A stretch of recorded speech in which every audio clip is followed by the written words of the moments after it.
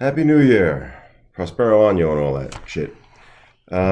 This is going to be this is the first part of a video. This is going to be shooting on this video. But I feel you, since I'm sitting at home doing nothing now, I'll do the first part, seeing as how I also look like I got shot out of a cannon. That's because I managed to get COVID again over the New Year holiday, and I'm just kind of coming out of it now.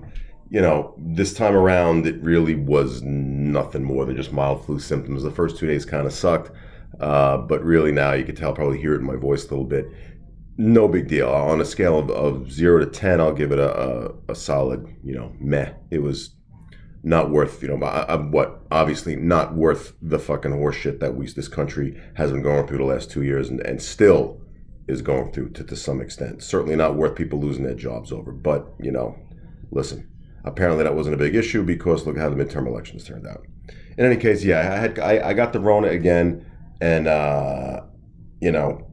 whatever. It is what it is. But that gave me some opportunity to do some things around the house and also to order some stuff. So that's what I'm going to get to now. First thing you'll see is that I took off the Optic when it was all said and done. If you guys were following the comments, my biggest complaints about it were that, one, the finding that dot. For some reason, I thought that you'd pick it up just like you see this front sight. Even if it's the front sight's not where you want it to be, you could at least see it. You know what I mean? That red dot thing, when that red dot is off like that, it's in virtual space. I think I use the term virtual space. So you rather than pick it up, and you can't see your front sight.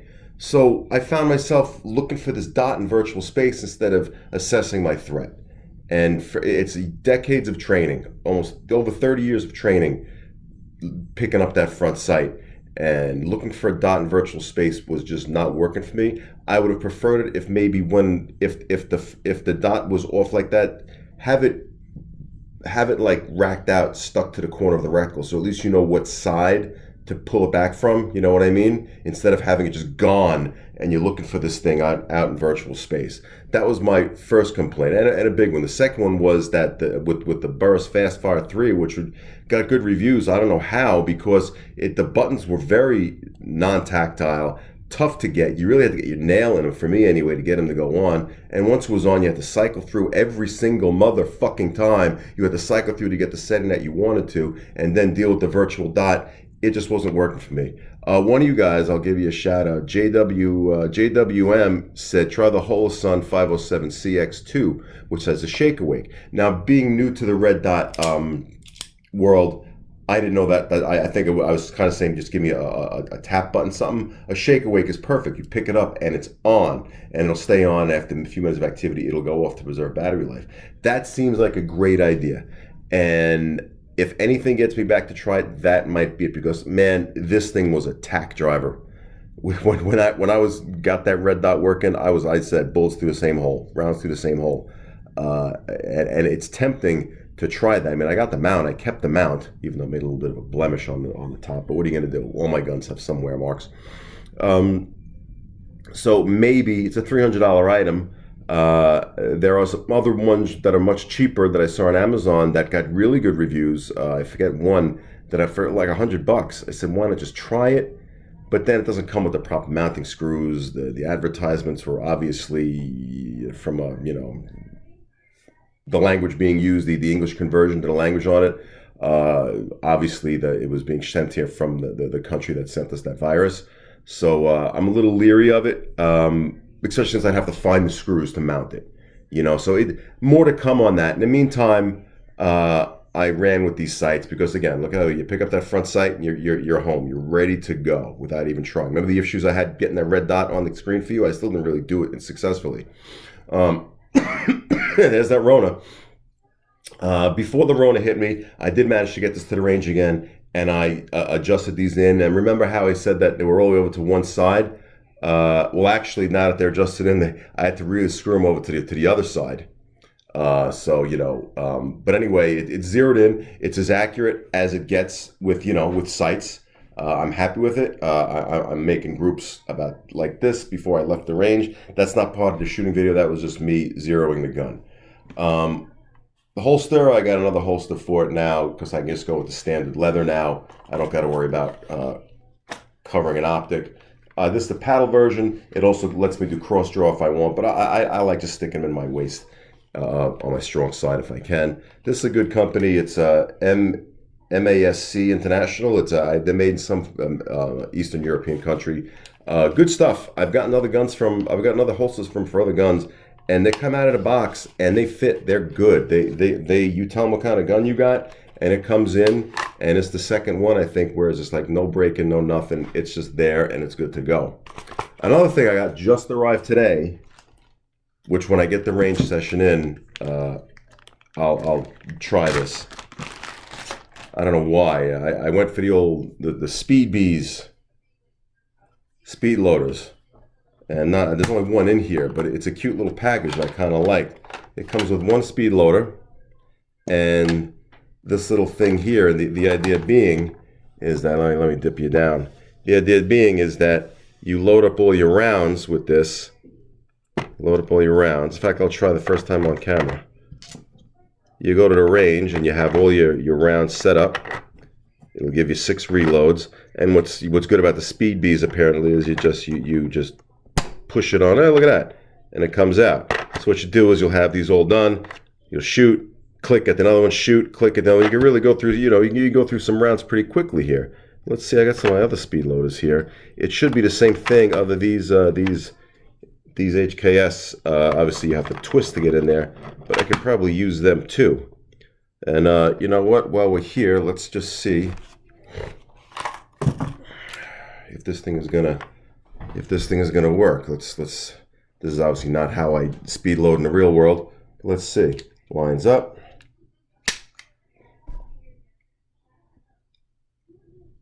Motherfucker. Okay. I know you can't see what I'm doing, but I never claimed that I ever made riveting video. But I gotta try that shit again. Okay. Yeah, just to show that I'm not jerking you off. Goes on. Okay. I'll do it in a completely ridiculous manner so that you could see it. Line it up. Push. Oh, fuck. I might actually get more of these. Why didn't they give us these when we were fucking carrying this shit on duty? My goodness. That's just redonkulous. I gotta do that. You know what? Sorry, guys. I know this is interesting to nobody but me. But now I really gotta see, because all the horror that we went through back in the day on the range, recoil, and just on the street. Okay, so let's see. You're not gonna be able to see it, but maybe I'll stand up, okay? I want to shoot my Christmas tree. Pew, pew, pew, pew. Reload.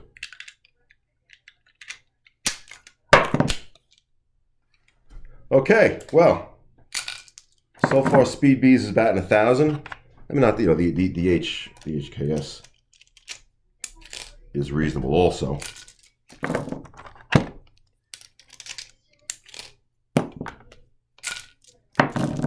But me likey so far. Okay, so that's it for now. So far, I'm happy with this purchase. I know it's a bit of an extravagance, but what the hell? I like revolvers, and I like this will fit 38 357. A lot of my shooting is with not that I put it on video. A lot of my shooting is with my 357s.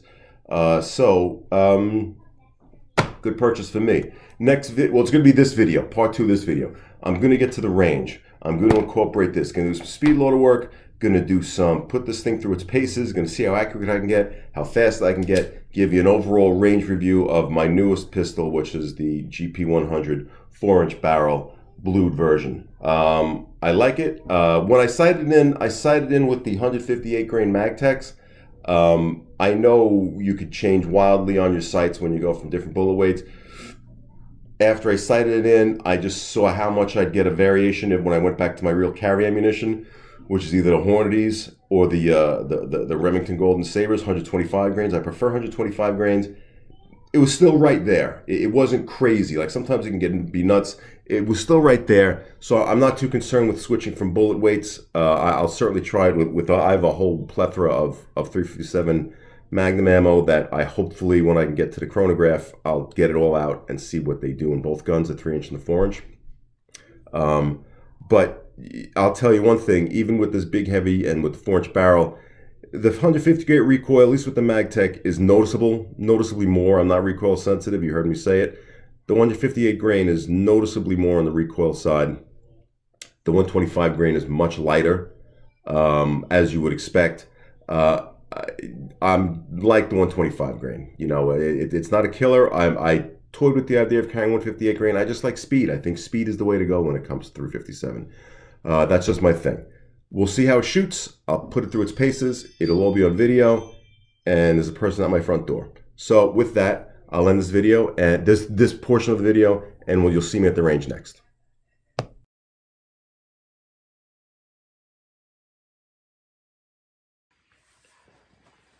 All right, we're coming to you old school, taking videos on my phone again, because in celebration of my 5th anniversary doing shit like this, I figured I'd make a phone video for you, which is not the truth. It's just that the tablet that I use to make these videos is currently in possession of my wife and not available to me, and I really want to get this done today. And to be honest with you, I don't even know if it's been 5 years. Is anyone paying attention to this?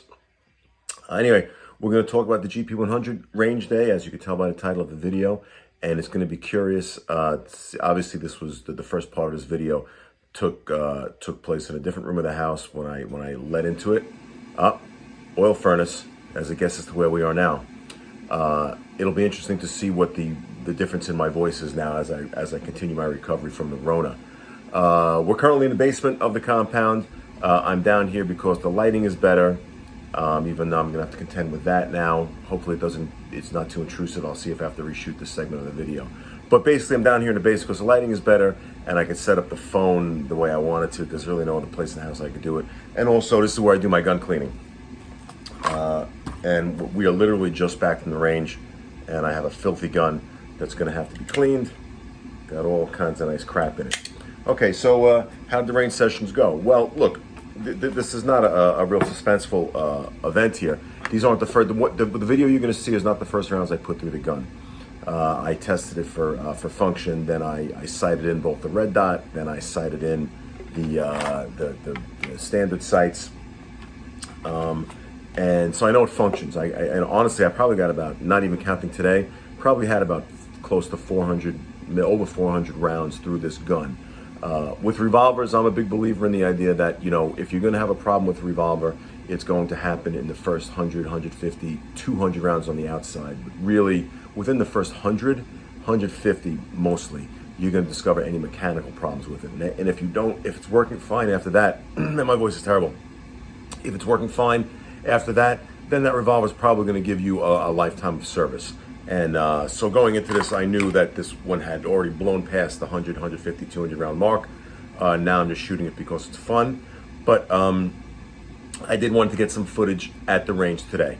So, you know, lead right into it. I went to the range and I wanted to do a couple things. I wanted to break out the old Speed Bees and use it for a range session to see how it works at the range. Spoiler alert, it works great.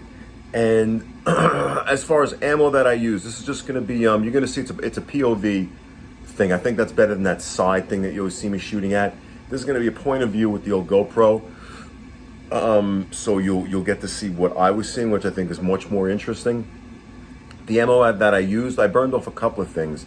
Mostly the majority of the work was with this MagTech stuff. 357 Magnum, obviously, 158 grain. I've alluded to it before.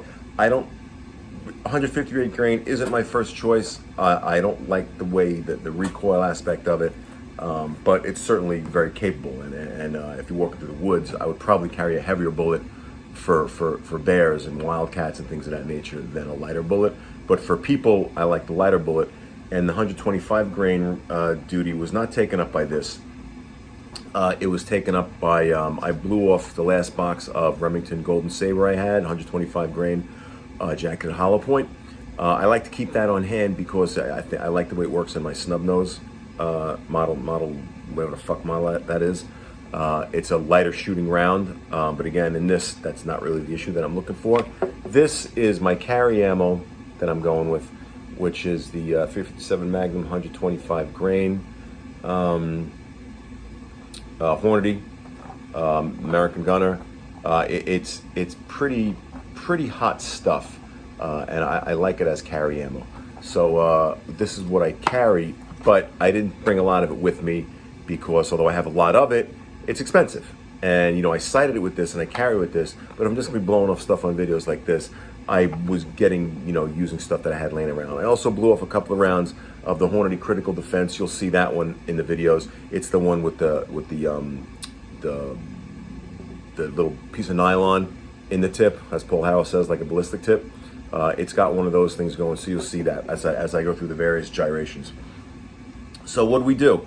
I did a pretty simple course of fire. I wanted to familiarize you with the gun that I've already become familiar with, and just to do some fun stuff.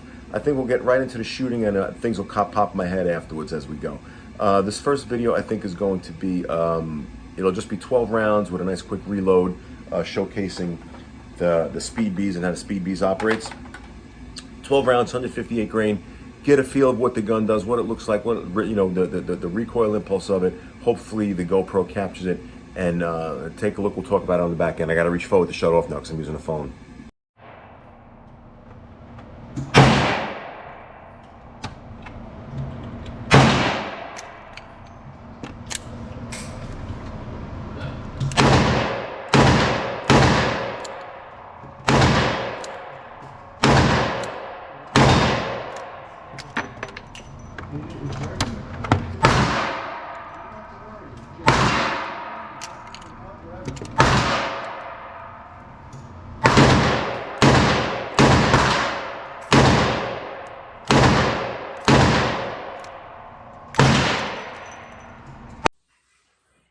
Wasn't that fun?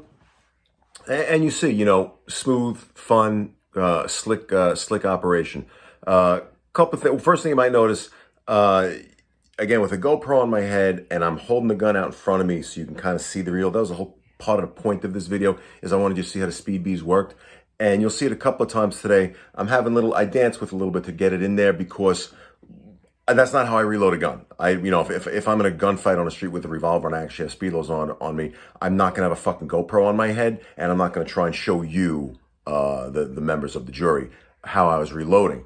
I'm gonna dump it down, straight down like gravity, go into it, drive right in there, and hit it. So don't judge the Speed Bees too harshly by some of the stuff you're about to see in this video, because again, I'm kind of on a weird angle. I'm a big fan of letting gravity work for me when it comes to speed loaders. And what did we see? Well, we saw 12 rounds go down range. We saw nice high visibility sights. And we saw a relatively fast reload. Those with 158 grain Magtechs. And again, in a gun this size, I didn't expect an issue. And I've shot a few hundred of those anyway, so I certainly know what to expect from them.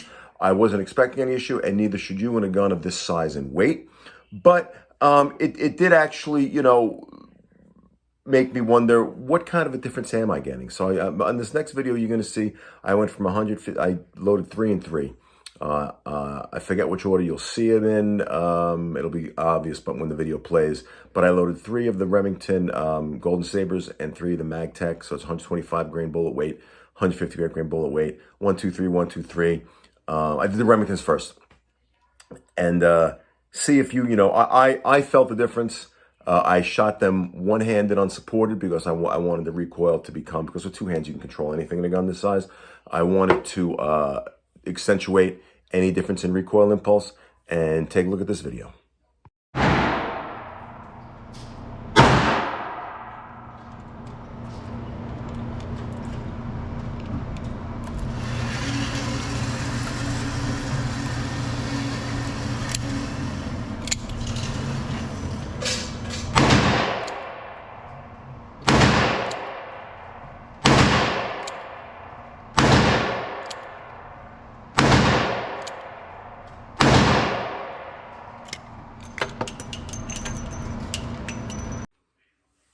Now, did I take these off? I don't need any help looking stupid. Did I sell it at the end there a little bit? Yeah, I let it fly. But again, as one-handed support, I wanted to let the recoil impulse be more visible to you, the viewer. And did either of them kill me? No. And by all accounts, is the Remington Golden Sabre a kind of a light shooting 357 Magnum? Yeah, I've heard that said about it. And these Magtechs, are they super hot? I don't think so. I mean, Lucky Gunner has them going at about 1,250 feet per second at the muzzle. So for 158 grain, I guess that's kind of hot. You know, I'm not going to do the energy foot pounds on that, but you know, it's hot enough, I suppose. So that was your recoil impulse. So with that, I decided why not go into an impromptu nightstand test. Again, I wasn't really set up for the nightstand test. And this is a new range. I'll explain my way through it. Why I'm feeling I felt a little silly doing it, especially as I got a fucking GoPro stuck on my head. But I'll do the nightstand test. I think I'm gonna go into the 158 grain first. I actually did time it, 158 grain. Let's see how I do on the nightstand test.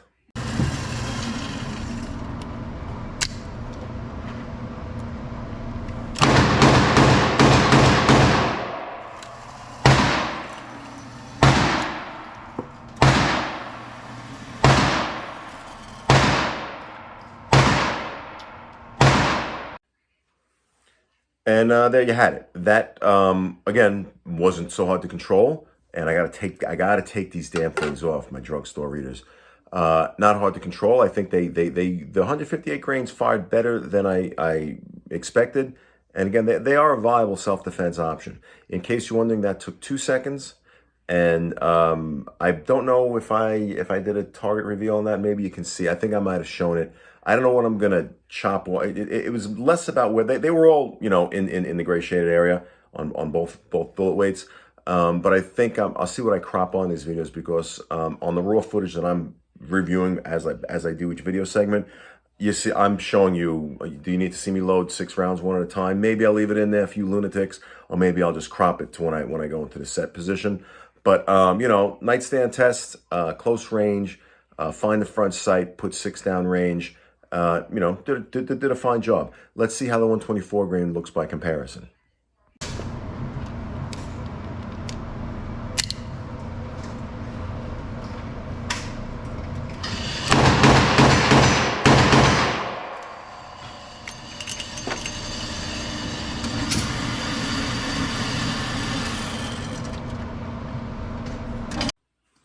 As I watch these videos, yeah, maybe what I will do, I'll crop them so that you don't see me loading 6. Maybe just dropping the last one, closing the cylinder, and then going to it. So as you saw from, I think it was visible to my eye anyway, that the 125 grain, how many times I said 124 grain before this? Strike that for the record, insert 125 grain. I'm not going to edit this shit. Or put hash little notes to you, 125 grain, okay? You'll see that I think the Remington shot a lot flatter. Was it more accurate? God knows. But then again, I didn't sight this gun. Not that I'm using my sights, but this gun was sighted for the this American gunner. Not not any other stuff I'm going to shoot on this video. But, you know, was it adequate? Yeah, it was adequate. They were all in the gray shaded areas. It was 1.9 seconds for the Remington, so a tenth of a second faster. But if you'll notice, in that thing, you notice I did 1, 2, 3, 4, then I hesitated and did 5 and 6. That's that new factor that I'm talking about, in that I was the only one at the range. First of all, I'm the only one at this range that was under 70 years old. 2, I was definitely the only person there wearing a GoPro on my head. And 3, I was really the only one approaching rapid fire. And as the Remingtons, they felt faster. The 125 grains felt faster. And as I put those first 4 down range as fast as I could pull a trigger with very little muzzle flip, I actually stopped myself and said, oh man, am I going to get yelled at here? Then I stopped myself against, what do you shoot, asshole? And I did the last 2. So that 1.9 seconds probably would have been more towards 1.85, 1.8 seconds. So you are getting some speed. Is 1/10, 2/10 of a second enough to make any difference? Probably not. But I will say the lighter bullet did shoot flatter in this. And I think for anti-personnel, for self-defense, that's what I'm looking to go for. I played more with bullet weights. I'll go into this next segment. Rona. I'll go into the next segment.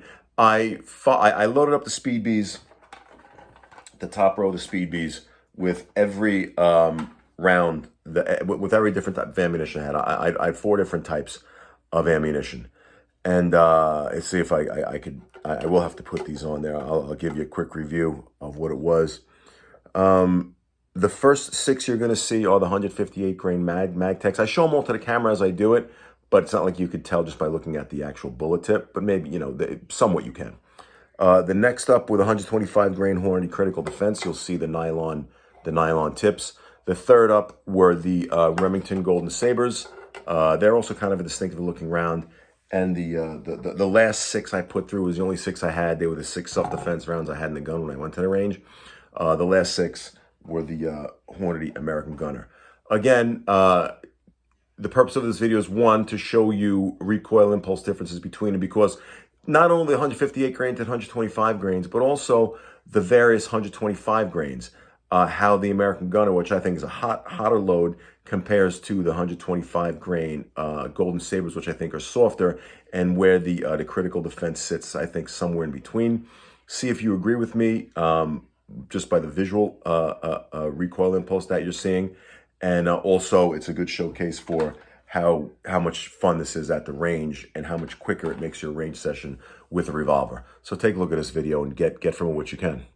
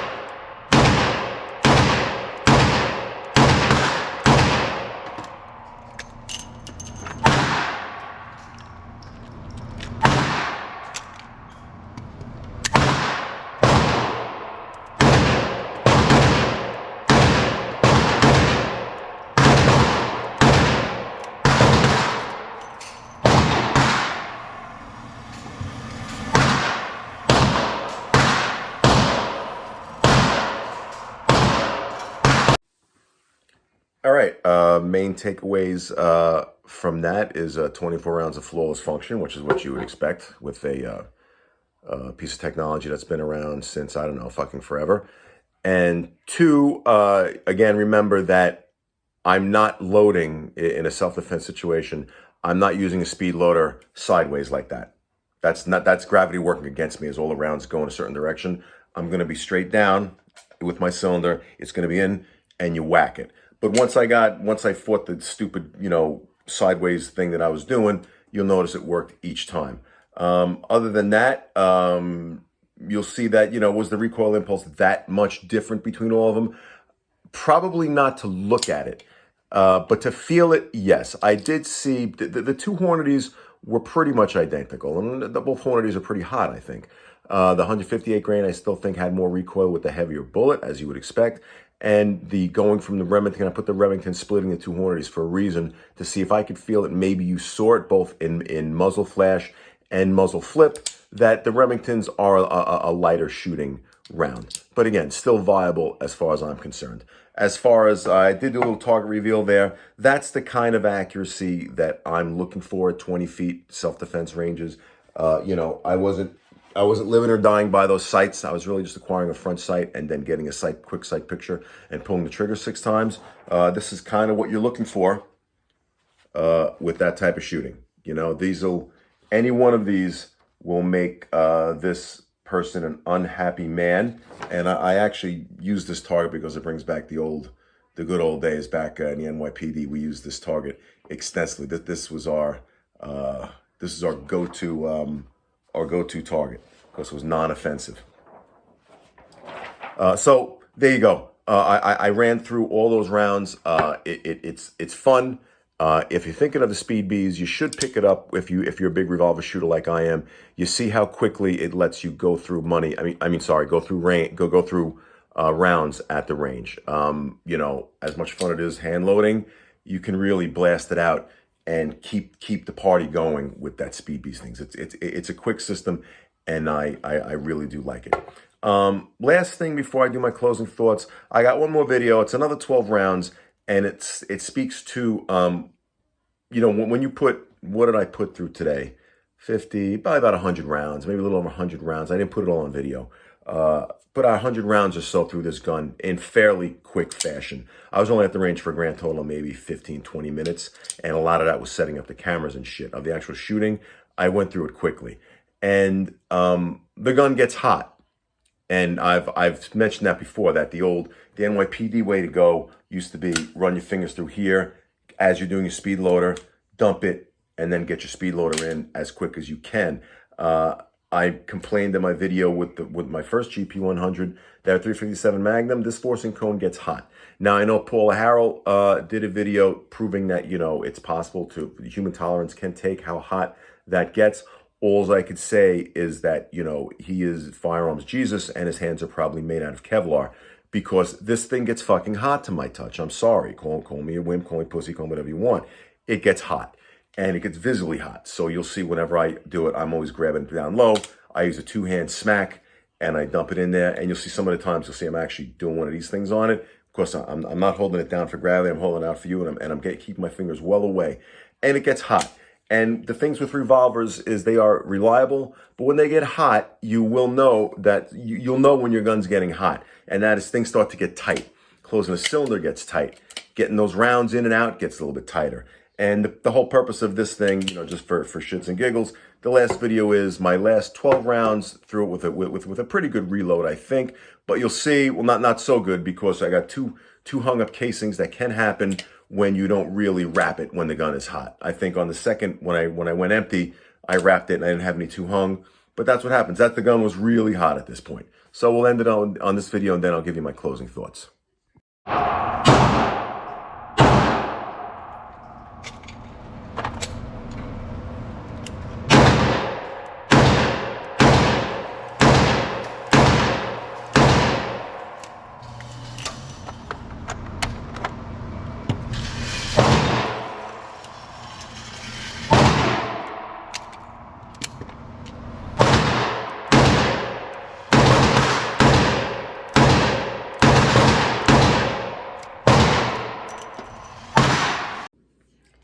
So what did that prove? Nothing really. I just had some extra footage I want to throw on there that I liked.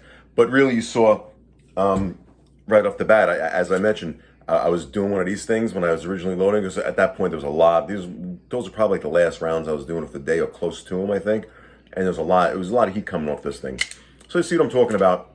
When you go for that reload, if you're in a blazing gun battle and you put 100 rounds down range and you're going for your 19th speed loader reload, you might want to remember to give it a good wrap there. But even still, it's a good idea. Hit the thing. You're not going to bend this fucking rod. You're not doing this.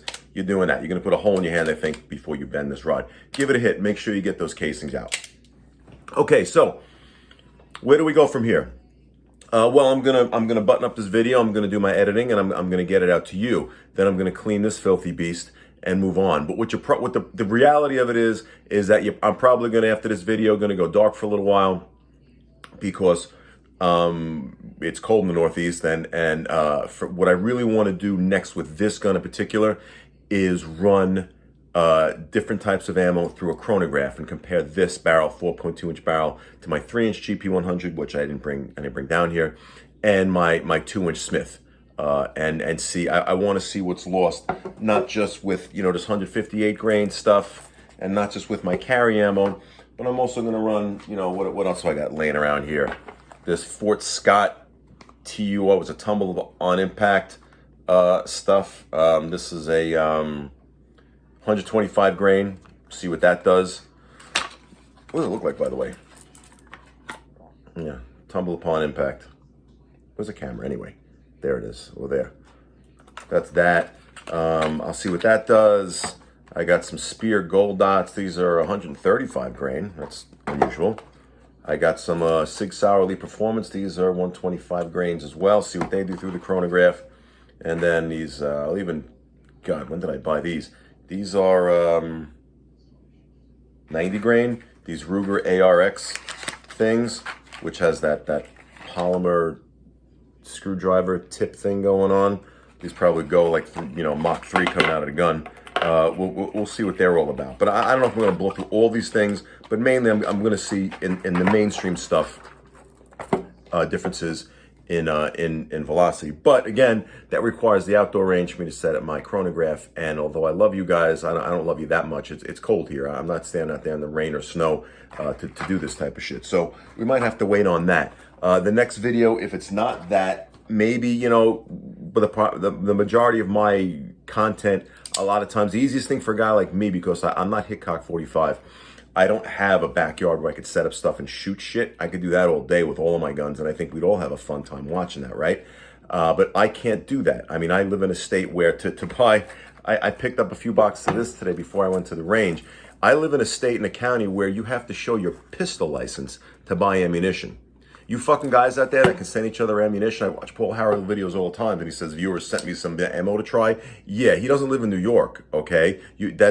I can't even buy off of fucking websites here. It has to get sent to my FFL, and even when it gets there, to buy ammunition, to buy loose rounds, you have to show your fucking permit in New York. So that's where we are. They want our guns, folks, but I'm not going to get political on this one. I can't do so. A lot of my content, the easiest thing for me is New Gun Day. Well, that's great and everything, but New Gun Days cost a fortune. I got this for a good price, I think, but it wasn't like it was $50. These things cost money. How many New Gun Days can I legitimately have? Now, I do have my eye on the Ruger LCP Max. I probably will get that at some point. But I can't keep doing this. I mean, I'm not destitute. I can't afford this expensive hobby, but it doesn't mean I want to buy new guns just for YouTube content, especially since the guns I really want, again, in New York, I refuse to buy neutered guns. I don't want to buy a Beretta 92 if I can only get a 10-round magazine. I don't want to get that who brought out the new Browning high power again? I don't want to get that if I can't get the high capacity magazine. So it kind of limits even my New Gun Days here. So I'm kind of stuck betwixt and between. But have no fear, I will get that chronograph project going. But final thoughts on this, I'm a revolver guy, and this is a fantastic revolver. I love it. I like revolvers for all kinds of reasons. I received my initial firearms experience and training on them. I like shooting them. I like the idea of them. I like the mechanical feel of them. I like the reliability aspect of them. Yes, I know they can fail. They have less shooter-induced malfunctions. Let's put it to you that way. I just like revolvers, and also I like the fact that even the highest capacity revolver in a caliber that I want, you can still buy in New York. There's nothing against a 6 or 7 or 8 shot cylinder going against you. As far as GP100 is concerned, I'm glad I bought it. I really like it. I like the ability to change sights on it. I like the longer barrel with the extra ballistics power that it gives you. I like the blue finish, actually. It feels like a quality piece. I think it looks great with these Hogue grips that I had laying around here doing nothing. I'll probably leave these on because I can't think of a combo that actually looks better than that, right? I mean, you let me know. As far as revisiting the red dot again, let's see if you can see the scuff mark that I put on. You see that? The mount put the scuff mark there. I'm not going to lose any sleep over it, but it pisses me off. But as far as the red dot is concerned, that's not the fault of the red dot. That's the fault of the mount. I don't know. It's a solid I don't know. I loved the fact this was a tack driver with it on there, but I gotta see one that not only the shake awake will work, that takes care of the first part, but what I don't know if I'm gonna be able to get over is I have to see one in action where, like I said, I don't like that dot disappearing out in virtual space. I want, just like this, even though that sight's not gonna hit anybody, you could at least see it and make the correction. And look how fast I get it, even on the stupid phone that I could barely see, how quickly I got a sight picture. With a red dot, I don't want the gun like this, and the red dot is out in virtual space, and I gotta hunt and find it. I'd like it, if it's like this, leave the red dot pinned to one side of the reticle, so at least you know where it is. Treat it as if it's a mechanical front sight. If there's one of those, if one of you guys can tell me that there's a red dot out there like that, then maybe I will try it. I know, I'm sorry, I had a viewer comment that it's sacrilege or blasphemy putting a red dot on a GP100. Probably, and I probably will leave it as is, but we'll see. I'm always open to new things. But in any case, that should do it for this video.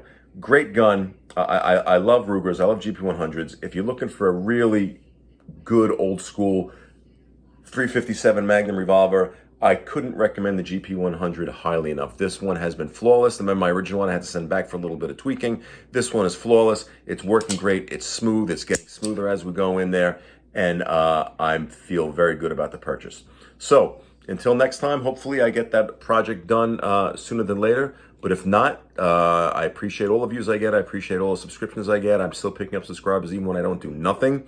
So imagine if I could ever get this thing really rolling. And last thing, I apologize for all the cuts and takeaways in the phone videos. This really is zero production value. I just do this as a hobby. Until then, hopefully I'm not wishing everybody a happy 4th of July, but enjoy the rest of your winter. Be safe, and we will see you around the bend.